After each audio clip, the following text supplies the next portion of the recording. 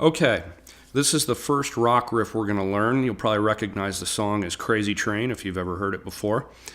And when you're looking at the rock riffs, you'll see that they have two lines. One is standard notation and one is tablature. And at the very end of each riff, I've put a double bar line. You see those two lines, and that double bar line means the riff is over, and the next thing you're going to see on the page is a completely different song, a completely new riff. Okay, so like I said at the top is standard notation. And the standard notation tells us the actual notes we're playing. And also, very importantly, it shows us what rhythm we're playing, because tablature on its own doesn't tell you when to play the notes. And this is a problem a lot of beginners have. If you want to get these riffs right, you've got to play them with good timing. This first riff, if you look at it graphed, is a pretty simple, straightforward rhythm. It's all eighth notes. 1 and 2 and 3 and 4 and. You just play a note on every eighth note going left to right. If you look below the standard notation, you'll see the tabs, and you can see that every note is on the 5th or 6th string. Remember that tablature's upside down from the guitar. When looking at tabs, you need to figure out which fingers to use. Now, this is a simple riff. It's a single note riff, one note at a time. There's no chords.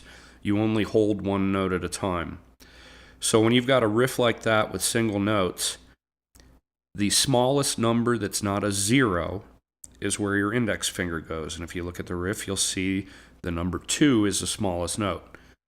That means that we're going to be in second position. Your index finger is going to be playing any note that's on the 2nd fret.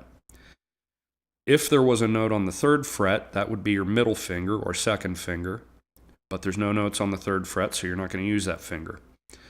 Notes on the 4th fret will be played by your ring finger or your 3rd finger, and then notes on the 5th fret are going to be played by your pinky, also known as your 4th finger.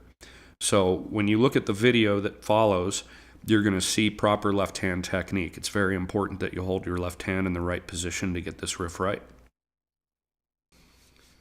Okay, so here's the video. We're looking at rock riff number 1, and first we're going to deal with the left hand.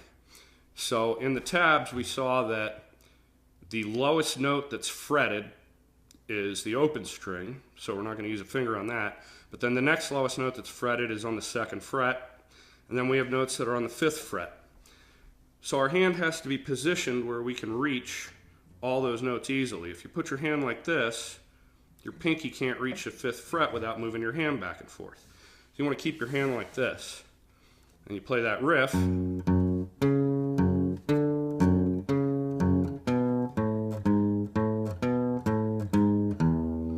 And all the notes are right underneath your fingers. So that's your left hand position. Now we're going to look at the right hand and talk about how to pick and what's called alternate picking. Okay, so I don't have to stare at my right hand. I'm going to locate it on the guitar. I'm going to take this part of my palm, see right here, the fleshy part, and I'm going to put that on this peg right here. You don't want to put it on the string here. You want to go past the bridge so you're not muting the string. Because if I put it up here on the string, I get a muted sound. If I put it back, I get that sound. Okay.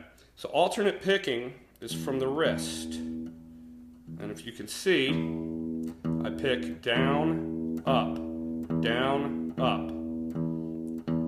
This song is in 8th notes. So if I count it, 1 and 2 and 3 and... If you get the idea, every time I'm on a beat, I'm picking down. Every time I'm on an end, I'm picking up. 1 and 2 and 3 and 4 and 1 and 2 and 3 and 4 and. Start slow, learn the motion, and then maybe set a metronome click, 1 click every 8th note, 1 and 2 and.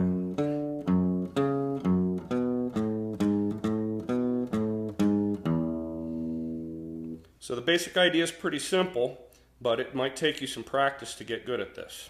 Good luck and have fun.